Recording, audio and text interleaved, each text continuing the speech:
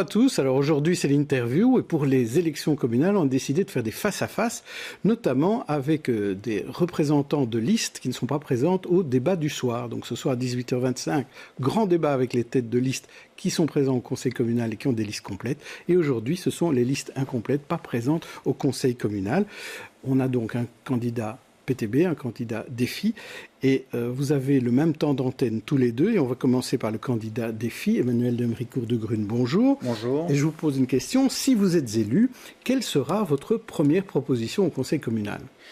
Alors, je proposerai que tous les mandataires élus signent une charte éthique en vue d'améliorer la bonne gouvernance dans la commune.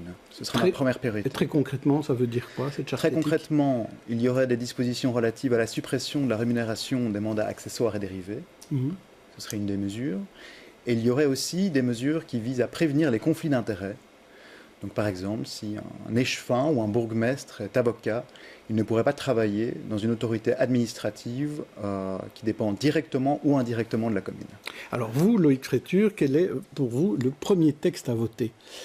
Pour nous, c'est le problème des loyers à Saint-Gilles, le plus gros souci des gens. Donc je pense que par exemple, faire encadrer les loyers, par exemple, de la régie, donc les logements publics et pas sociaux, ça devrait être une première mesure, parce qu'on voit qu'il y a de plus en plus de partenariats avec le privé qui se font pour construire du logement public, et donc ça demande évidemment aux locataires de rémunérer aussi les acteurs privés, et donc nous, on aimerait bien encadrer aussi les loyers de la régie.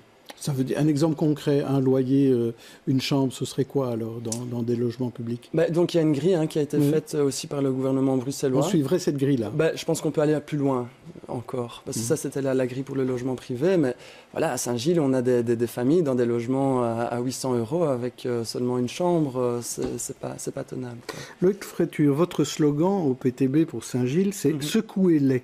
Ça veut dire quoi? Ça veut dire que vous les secouez qui? Donc à qui ça s'adresse?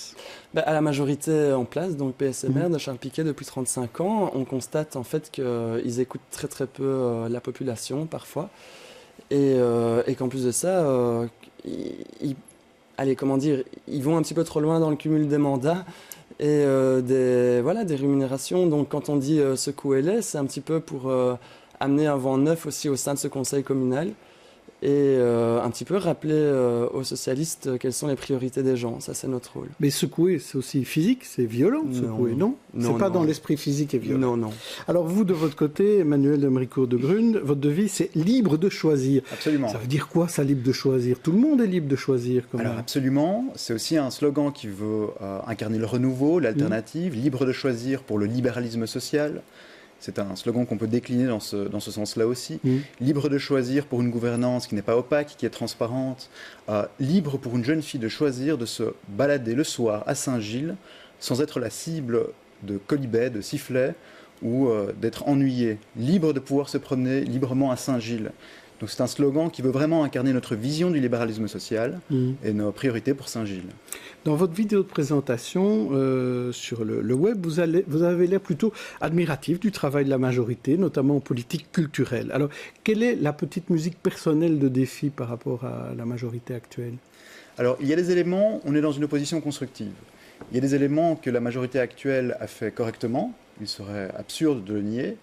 La politique sociale, on a un CPS à Saint-Gilles qui est quand même assez actif. Je crois qu'on pourrait y ajouter une maraude de rue pour un peu prendre en charge les sans-abri qui sont un peu partout dans la commune. Il pourrait y avoir une amélioration là-dessus. En matière d'enseignement, la commune a quand même ouvert beaucoup de places et s'est montrée très volontariste, en matière de crèche aussi. Donc il faut le reconnaître, il y a certains éléments de la commune qui vont bien. D'autres vont moins bien.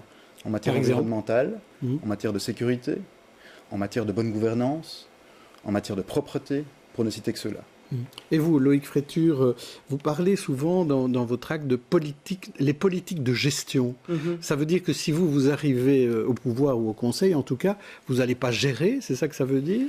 Nous, d'abord, le premier défi, c'est d'avoir nos premiers élus au conseil communal. On doit faire nos preuves. Et le rôle qu'ont les élus pour le PTB, c'est d'être les porte-parole des mouvements des citoyens, pour faire en sorte que leur voix soit entendue.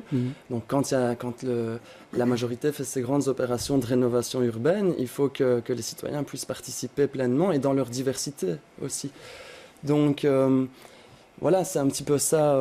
C'est ça que ça veut dire, c'est politique, quand vous employez ce terme politique de gestion. Mais non, le problème, c'est que la majorité actuelle reste vraiment aussi dans un certain cadre traditionnel, en fait. C'est un peu la même politique qui est appliquée dans les autres communes bruxelloises, c'est-à-dire qu'on va essayer d'attirer un nouveau public pour faire augmenter l'impôt, en fait. Et ça, la conséquence de ça, c'est qu'on fait fuir des familles historiques de Saint-Gilles qui peuvent de moins en moins se payer le logement et même les services et les commerces. Alors, je vais vous demander à tous les deux de réagir à notre rubrique en un mot, c'est-à-dire je vous donne un mot, et vous réagissez par un mot, et on va commencer par vous, par exemple, Loïc Fréture. Comme premier mot, je vous propose Charles Piquet. Alors, quel est le mot qui correspond à Charles Piquet? Oui. C'est... Rien, c'est ça? Non, on va dire... c'est quand même assez difficile. Charles Piquet, je pense que c'est un petit peu... ouais, le renoncement. Renoncement. Et vous, Emmanuel de Méricourt de Grune, Charles Piquet? Je dirais crépuscule. Alors, je vous propose un autre mot, gare du Midi. Abandon. Et vous, Loïc Fréture, gare du Midi. Expulsion. Et un troisième et dernier mot, Unéus. Dérive.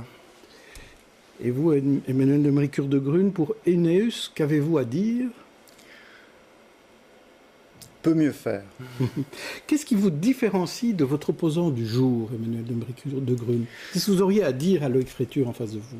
Alors, Loïc, il y a pas mal d'éléments qui nous différencient. Au niveau du logement, par exemple, un dossier très très important à Saint-Gilles, je crois que le PTB pose de bonnes questions, mais apporte des réponses qui sont incomplètes ou difficilement réalisables, à mon sens. La classe moyenne, première grande différence. Nous voulons que la classe moyenne puisse devenir propriétaire à Saint-Gilles, là où je crois que le PTB donne une emphase sur une autre classe sociale. Logements sociaux, nous privilégions les AIS, là où le PTB privilégie les logements sociaux. C'est bien, ça fait déjà quelques différences. On va demander à Loïc Fréture, d'après vous maintenant, qu'est-ce qui vous différencie du candidat défi? Je pense qu'il a raison dans ce qu'il vient de dire. Il y a peut-être d'autres points. Oui, il y a d'autres points. Je pense que Défi est un parti en fait très très traditionnel, un parti libéral. C'était le seul parti qui avait inscrit dans son programme la pension à 67 ans.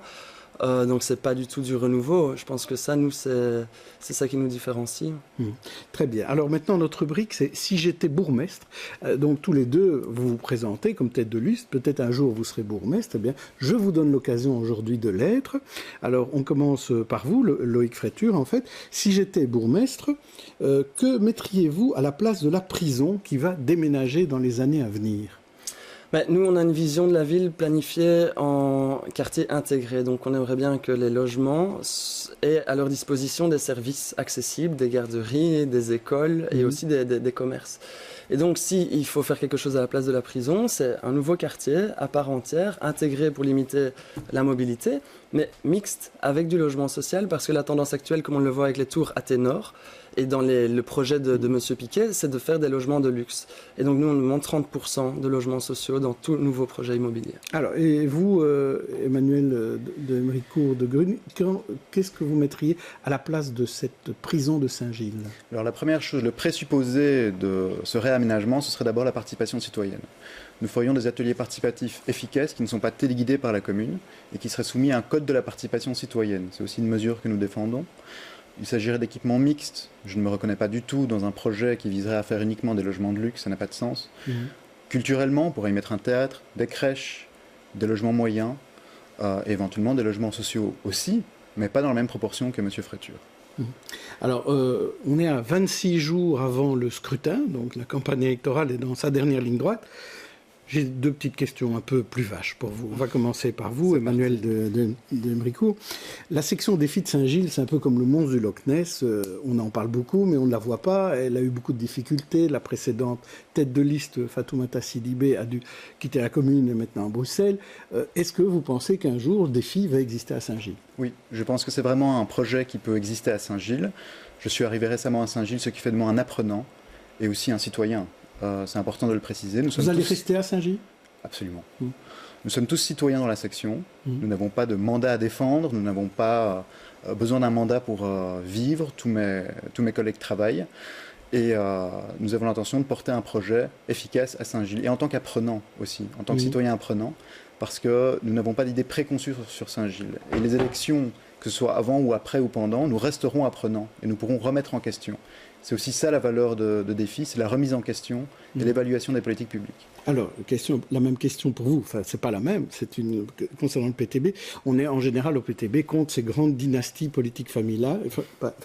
Et pourtant, sur votre liste, il y a beaucoup de membres de la famille Pestiot, qui est quand même membre du directoire du PTB, et même la famille Mungebangango. Alors, il y a aussi des familles politiques au PTB? L'engagement, chez nous, c'est très important. Et ça l'engagement familial. Sinon, c'est un engagement militant, ça s'apprend très tôt. Et donc, oui, on a la chance d'avoir David Pestiot, qui est le vice-président dans notre section. Il sera là pour pousser la liste et il vient nous renforcer de temps en temps. Et alors, Gérard Mungebangango, le frère de Germain, qui est notre porte-parole.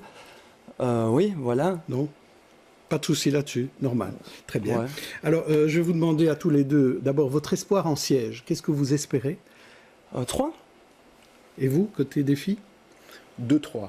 2-3, oui, vous êtes dans la même gamme. Et quelle majorité êtes-vous prêt à suivre? Dans quelle majorité iriez-vous pour défi? Alors, il y a quelque chose que le président Olivier Minguin a dit il n'y a pas longtemps, auquel je souscris totalement. Il n'y a pas d'accord préélectoraux. On attend le résultat des urnes. On n'est pas dans un jeu de communication. Donc, je m'associe totalement à ces propos. Tout dépendra de ce que la majorité, éventuellement, si je suis invité à discuter avec eux, sera prête à faire pour améliorer la gouvernance et revaloriser l'éthique et redynamiser le débat. De votre côté, Loïc Fréture? Mais est-ce qu'à Scarbeck, il n'y avait pas un accord préélectoral Pas à ma connaissance. Non, de Clairefaille, non? En tout cas, à Saint-Gilles, il n'y en a pas. Il faut le demander à Clairefaille directement. Alors, pour vous, le PTB, est-ce qu'il y a des partis avec lesquels vous ne voulez pas travailler?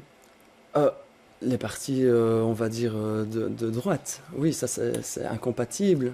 Voilà. Mais avec le PS, oui, par exemple. On peut PS et écolo. On a envie d'être constructif, évidemment, dans notre travail au conseil communal, ça c'est clair. Mais comme je vous ai dit, on doit faire nos preuves. On aura nos premiers élus, j'espère, si on fait bien le boulot, cette fois-ci donc. Merci à tous les deux. Vous êtes très bien débrouillés pour cette première et on se retrouve demain pour un autre face-à-face.